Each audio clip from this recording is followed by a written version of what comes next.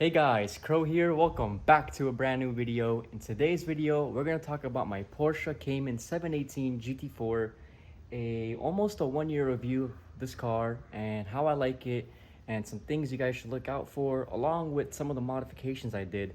So with that being said, let's jump right into it. First and foremost, this is my Carrera metallic white 718 GT4. Pretty much I got this in the 6-speed manual transmission along with the steel rotors. I didn't go for carbon ceramics simply because I don't track the cars often, and honestly I didn't find the justification on spending nearly 10K on some brakes. Now coming inside, you guys can see, got the manual, full extended leather package along with the carbon buckets. Now I'm gonna tell you guys, the carbon buckets, if you're planning on daily driving this car, stay away from it. The reason I say that is it's a nuisance getting in and out of these seats every day. But if it's like a weekend / spirited driver's car, then definitely the buckets are worth it. Now, along with the bucket seats, if you guys get the buckets, make sure to get these protectors right here. This is from Edgard. You guys can find this. I'll put a link in the description. Pretty much, it protects your bolsters because you don't want this thing to wrinkle. Now, when I just got the car, it was already starting to wrinkle with like 3,000 miles on it. So once I put these on, it really protected the car and keeps it as fresh as possible. In terms of modifications, I did add this RSNV wing risers. So pretty much it's the stock spoiler, but 3 inches higher on the risers, which gives it a lot more aggressive look. And then the other mod I did was a car graphic valve controller. So what this does is pretty much it opens your valves in the car. When you press 1, the valves stay permanently open. When you press 2, it goes back to the factory setting. Now you might be thinking, why do you need that if you have an exhaust button right here? Well, the problem is, even if you press the exhaust button, the valves only open past 4,000 RPM. Below that, they stay closed no matter what. I guess Porsche did this for sound regulations, and honestly, it really mutes and ruins the car driving experience. So with the car graphic controller, when you leave the exhaust open, even when you go around town and driving and coasting, you get a nice tune to your exhaust. You don't have to step on it as hard to really hear the car, so it was a game changer mod. If you guys just want to stick to one mod, I would definitely recommend the car graphic valve controller. Or what you can do too is simply just unplug the valves. There's a way to do that. It doesn't cost a lot of money, but the valve controller is 100% worth it. Now this right here, what you guys see, this heat shielded part, this is called an overaxle pipe. So this is what I added to my stock exhaust system. Now pretty much what overaxle pipes do is it opens up the exhaust more, gives you more horsepower, and really brightens up the driving experience of the Porsche GT4. Now by default, you get these gas particulate filters in all the cars, and in America, they do not monitor the GPF. So pretty much, if you guys take off the gas particulate filters and you install the overaxle pipes, it's not going to affect emissions. You're still going to pass smog, better sound, more horsepower. Honestly, it's a win-win situation.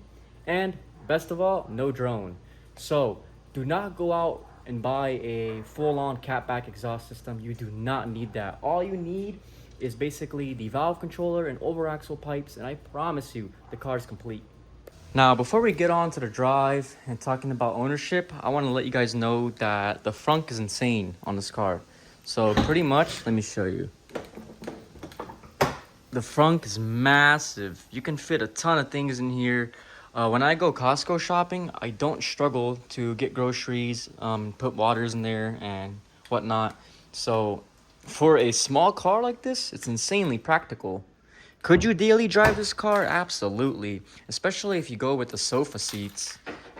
The trunk isn't that big. It could fit like a duffel bag and whatnot. But pretty much, when you have this car, 99% of the time, you're going to be using the frunk anyway. And of course, the engine's right in the middle.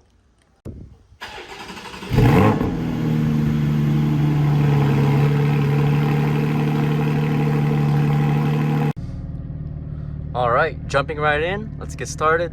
Now, if you guys are curious about the RSNV wing riser, this is what the spoiler looks like when you look at the rearview mirror. Now, factory, the spoiler used to sit smack on dead in the center, which kind of obstructed my view. So now that it's 3 inches higher, it sits more at the top and I get more visibility. So that's a plus for me. Now, in case you guys are wondering where are the cup holders, they're right here. And you guys can see you get 2 of them. A lot of people don't like these cup holders, they bash on them, but honestly, I had no issues. Sometimes I get a Trenta-sized coffee at Starbucks, smack it right on here, and it doesn't move. It's perfect enough. So for an insane track car, it has a lot of storage and usability. All right, guys, now let's go ahead and talk about the car. So I own this GT4 for about a year now, and honestly, I fell in love with it. It sounds so good. You can hear it in the cabin. There's absolutely no drone. So with the car graphic valve controller and the over axle pipes, pretty much it gave it more of a higher tone and it sounds a lot better. Now, is this car a good daily driver? You can daily drive it. It's definitely not uncomfortable. Shockingly enough, the suspension's pretty nice, especially you can push the button here to kind of soften it or make it more stiff. Would I daily this car? If it was my only car, yeah, I would.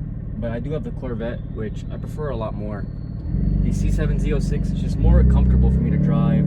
It has better seats in my opinion. And it's really fun too.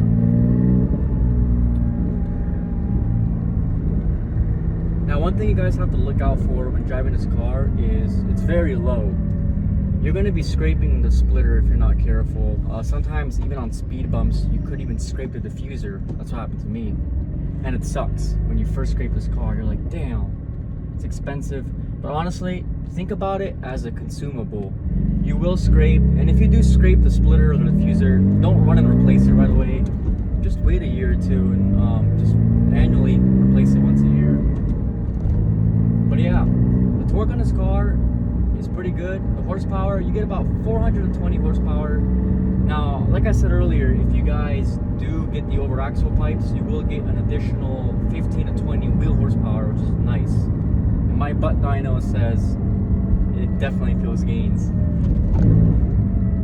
Now, I had a lot of people ask me, why didn't I just get like a 911? You know, why did I pick a GT4? To be honest with you, I prefer smaller cars, and this GT4 is like a go-kart. You can zip around, it's quick enough, it's not too much power, and it's usable power. What good is having, for an example, my Corvette 650 horsepower, but I can't even use that in a town. It's too fast, you know? And I can't even put the power down without breaking traction and fishtailing. The GT4 doesn't do that. You can full throttle the GT4 in first gear. Not only will it not fishtail, but the pitch you get past 6,000 RPMs is incredible. And the handling is really good. But yeah, guys, this is such an incredible car. If you're lucky enough to own one of these, you are blessed. I do think Porsche stopped taking orders on a GT4. As far as I know, it's discontinued. They're only focusing on the GT4 RS now.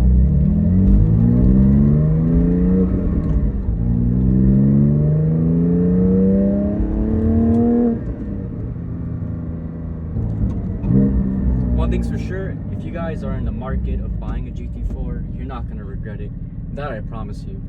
Especially if you do those mods I mentioned, you're going to be 10x happier. Now, I won't lie, when I first got the car, I was disappointed in the exhaust note.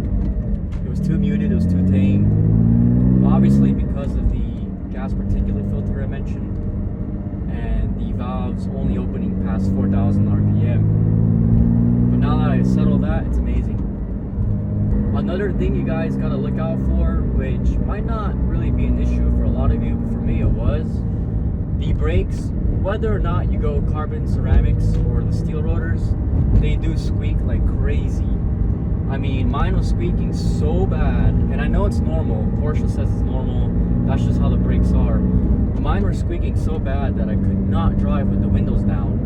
It literally hurt my ears. So what I did was I swapped out the brake pads for MX72 endless pads. They're more for like the street. You could track it, but what it did pretty much was eliminated 90% of brake dust. I don't get any more brake dust, and the squeaks went down like 95%. So now I'm a lot more happier. So if you guys get this car and you notice that the brakes are really bothering you, simple solution, just swap the pads out and you'll be golden.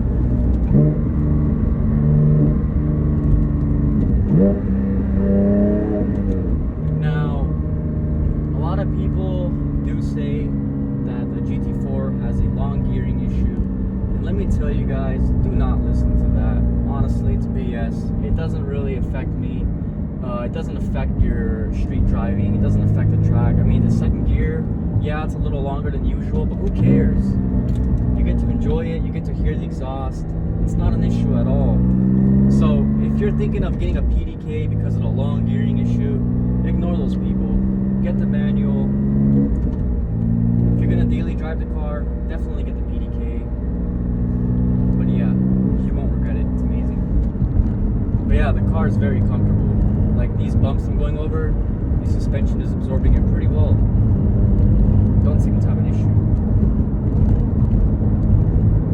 But definitely, if you guys have like some back problems, avoid the bucket seats.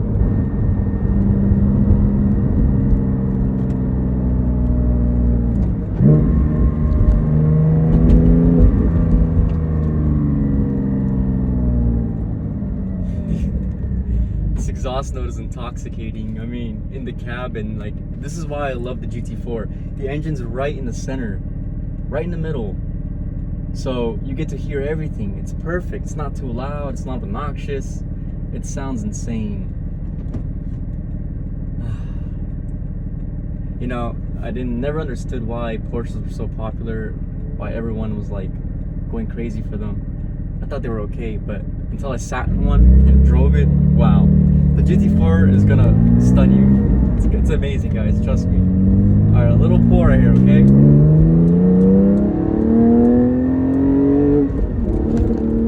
Woo, shit. It's too good. It's too good. If you guys want a fun car in your life, get the GT4. And I know I keep bringing up my Corvette. The Z06 is awesome. It sounds crazy. It's really quick. But this is way more fun. Way more usable power. I love it.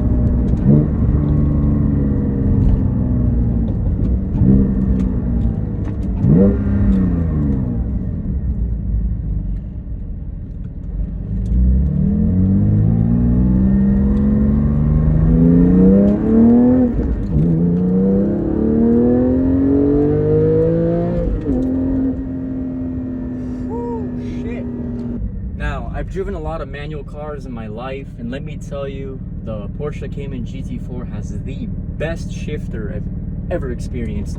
It is buttery smooth. Every time you shift, it just doesn't get stuck. You know, some cars you kind of have to force it. It's like butter.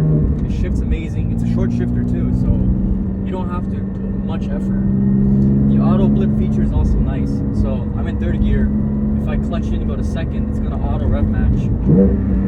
It's perfect.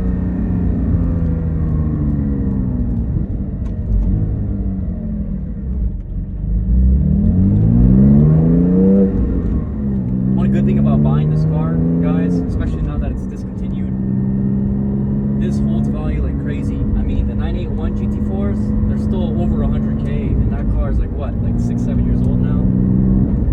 Same thing with this car. If you buy it, you can enjoy it for a few years, sell it back, you'll probably make a profit. Also, guys, if you have any questions about this car, I will reply to every single comment in this video.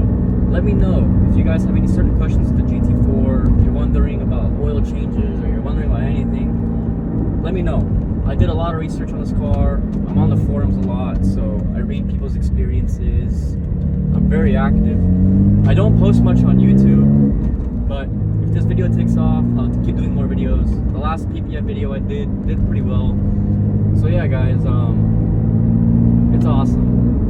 This car, I don't really have much to say because I'm not gonna go ahead and sugarcoat it and say it's a perfect car. You know, it's not. There really is no perfect car. There's always a flaw somewhere. This car, there's no really flaws. It's a god tier track car. It's a great street car. It's quick enough. It's fun. It's beautiful. It gets a lot of attention too. And I didn't expect that, honestly. Originally, I wanted to get a yellow or a python green color, but I told myself, nah, let me get white because I don't want to be like pretty much bothered everywhere I go, gas stations. And I don't mind when people see this car, they give me a thumbs up, I wave at them, or they want to take a picture, go ahead.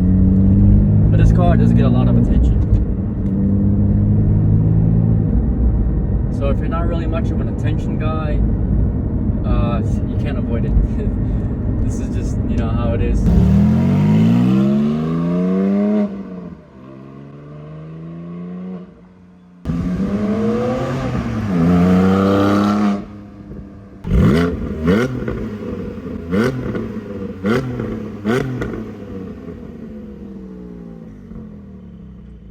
Alright guys, thanks for watching today's video. If you have any questions, again, feel free to ask in the comment section below. I'll answer you guys. And with that being said, stick around for more content in the future. Subscribe if you haven't already, and I'll see you guys next time.